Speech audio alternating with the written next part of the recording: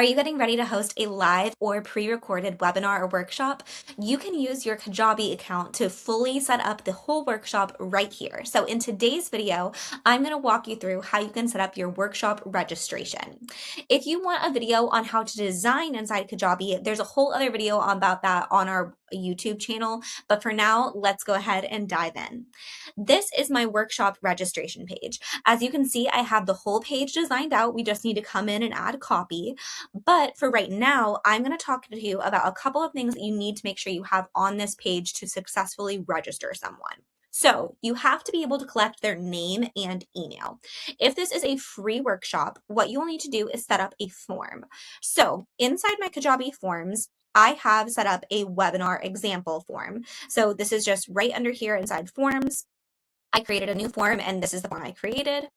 Then from here, I'm just going to have a single opt-in and collect their name and their email. So I'm going to go over the automations on this form in just 1 second, but on my Kajabi registration page, you can see that I have the form right here. It's the webinar example form that I just showed you. So anytime anybody goes onto my page from now on, they're going to be filling out that form. On the form, I need to do a couple of things, and I always recommend you do these things on any of your opt-ins.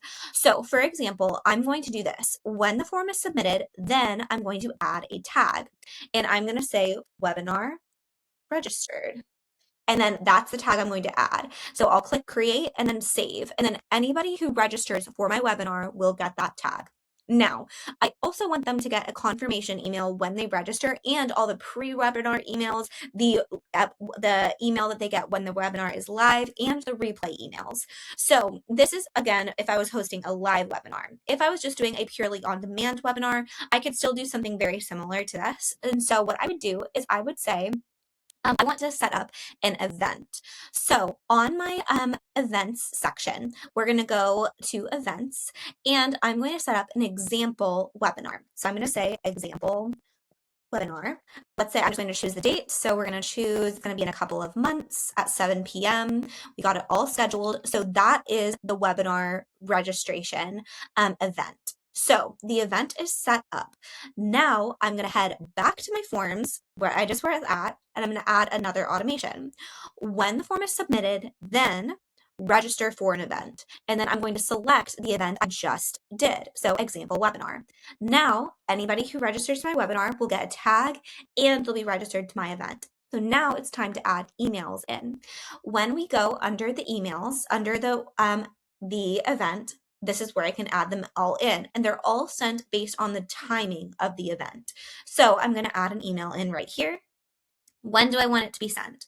I want it to be sent right when somebody registers because this is their confirmation email. So I'm going to say at time of event, put in my subject, put in my email text in here, and press save. Then anytime at any point someone registers for it, they will get this email. Now, let's say I want to send an email 24 hours before the webinar to send a reminder. What I will do is I'm going to say I want to send an email before the event. When? I'm going to say 24 hours before. Put in the subject, text, and then you're good to go. Then let's say I want to send one at the exact time the event starts or 15 minutes before. You can do all of those things right here. You can even set up some of emails to go out after the event, like replay emails or things like that. So this is for a live webinar. Now, let's say you're setting up a webinar which is on demand, or it's just something that you want, don't necessarily want them to get emails inside this inside the event, but you want, for whatever reason, you want to use your email campaigns instead because you have prettier emails built out that way. Totally fine.